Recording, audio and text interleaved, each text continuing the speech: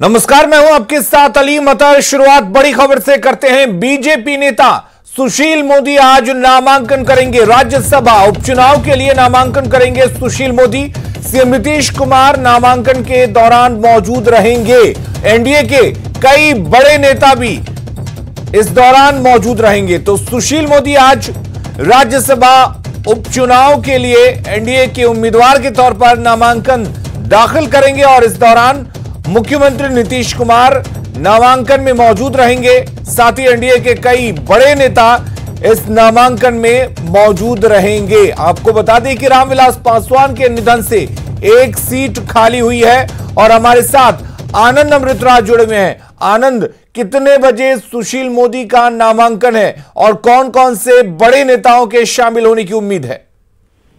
देखिए अली, में 12:30 बजे बतौर एनडीए प्रत्याशी अपना नामांकन दाखिल करेंगे सुशील मोदी और इस मौके पर नीतीश कुमार सहित बीजेपी के जो तमाम बड़े नेता हैं वो भी मौजूद रहेंगे और जो सहयोगी पार्टी है हम और वीआईपी, उनके भी जो अध्यक्ष हैं जीतन राम मांझी और मुकेश सहनी, वो भी मौजूद रहेंगे। और जाहिर सी बात है, उम्मीद यही जताई जा रही है कि राज्यसभा चुनाव के लिए जो नामांकन होगा सुशील मोदी करेंगे, वो निर्विरोध चुनाव जीत सकते हैं। और लेकिन महागठबंधन की तरफ से अब तक पत्ता नहीं खोला गया है। हमने अभी भी सुबह में राजद के कुछ नेताओं से बातचीत की तो वो अभी भी इस उम्मीद में है कि इंतजार कीजिए, हम कोई उम्मीदवार उतार सकते हैं, लेकिन वो पत्ते नहीं खोल रहे। लेकिन जो संख्या बल की स्थिति है अली, मुझसे साफ है कि एनडीए सेफ जोन में है और उसे कोई दिक्कत नहीं आएगी। लेकिन बार बार महागठबंधन की तरफ से ये कहा जा रहा है कि फ्लोर पे क्या होगा आप ये देखिएगा। तो जाहिर सी बात है, महागठबंधन अब तक ये नहीं साफ कर पा रहा है कि वो उम्मीदवार उतारेगा या नहीं उतारेगा। श्याम रजक की चर्चा बहुत जबरदस्त थी कि श्याम रजक को महागठबंधन अपना उम्मीदवार बना सकता है, लेकिन श्याम रजक के बारे में अपडेट अभी दे दूं कि श्याम रजक इस वक्त दिल्ली में मौजूद हैं। कल नामांकन की आखिरी तारीख है। कल नामांकन की आखिरी तारीख तक महागठबंधन उम्मीदवार तय करता है या नहीं करता है, ये देखना दिलचस्प होगा। लेकिन इतना तो तय है, महागठबंधन को भी मालूम है कि संख्या बल के आधार पर उसकी जीत नहीं हो सकती है। लेकिन जैसा कि आपको याद होगा कि विधानसभा अध्यक्ष पद के लिए भी महागठबंधन ने उम्मीदवार उतारे थे और काफी हंगामा हुआ था। आखिरकार एनडीए उम्मीदवार की जीत हुई थी, लेकिन इस बार फिर से महागठबंधन वही करने की कोशिश कर रहा है। लेकिन जो जानकारी मिल रही है कि शायद महागठबंधन अपने उम्मीदवार न उतारे और चुनाव की नौबत नहीं और सुशील मोदी आसानी से चुनाव जीत जाएंगे। आनंद, तो क्या अब ये माना जाए कि जिस तरीके से स्पीकर के चुनाव में विपक्ष की फजीहत हुई, उसके बाद से ये तय हो चुका है कि इस बार अपनी फजीहत बिल्कुल नहीं कराना चाहेगा विपक्ष?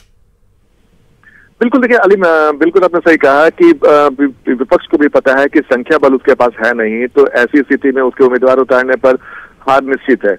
और एक जो जानकारी ये भी बता रहे हैं कि तेजस्वी यादव की कोशिश है कि वो महागठबंधन को एकजुट रखे, आक्रामक रखे, और यही वजह है कि कुछ एक जो राजद का धड़ा है वो चाहता है कि उम्मीदवार उतारा जाए और फाइट दिया जाए। लेकिन दूसरे जो गुट है वो साफ साफ कह रहा है कि इस बार भी पहले वाली फजीयत होगी। और सबसे बड़ी बात है कि लगातार एक बात की चर्चा हो रही है कि कांग्रेस विधायकों की निष्ठा को लेकर चर्चा ये भी है कि कांग्रेस के विधायकों में टूट हो सकती है। तो अगर ऐसी नौबत आती है, वोटिंग की नौबत आती है, तो परिस्थितियां क्या हो जाए महागठबंधन को भी नहीं मालूम। तो महागठबंधन की भी कोशिश होगी कि शायद वोटिंग की नौबत ना आए और चुनाव की नौबत ना आए ताकि उनकी फजीयत ना हो। तो जाहिर सी बात है, एनडीए की तरफ से दावा भी किया जा रहा है कि अगर ऐसी स्थिति आती है तो महागठबंधन के कुछ सहयोगी हैं जो उनका साथ छोड़ सकते हैं। लगातार एनडीए के नेताओं की तरफ से ये दावा किया जा रहा है। तो जाहिर सी बात है, संख्या बल के आधार पर जो परिस्थितियां दिखी है, क्योंकि आपको याद होगा कि जब विधानसभा अध्यक्ष के चुनाव की बारी थी तो उस समय एनडीए के उम्मीदवार आसानी से चुनाव जीत गए थे। थोड़ा नजर बनाए रखते हैं, आज काफी कुछ हलचल रहने वाली है आनंद, और लगातार हम आपसे जानकारी लेते रहेंगे। बहुत बहुत शुक्रिया आपका तमाम जानकारी देने के लिए।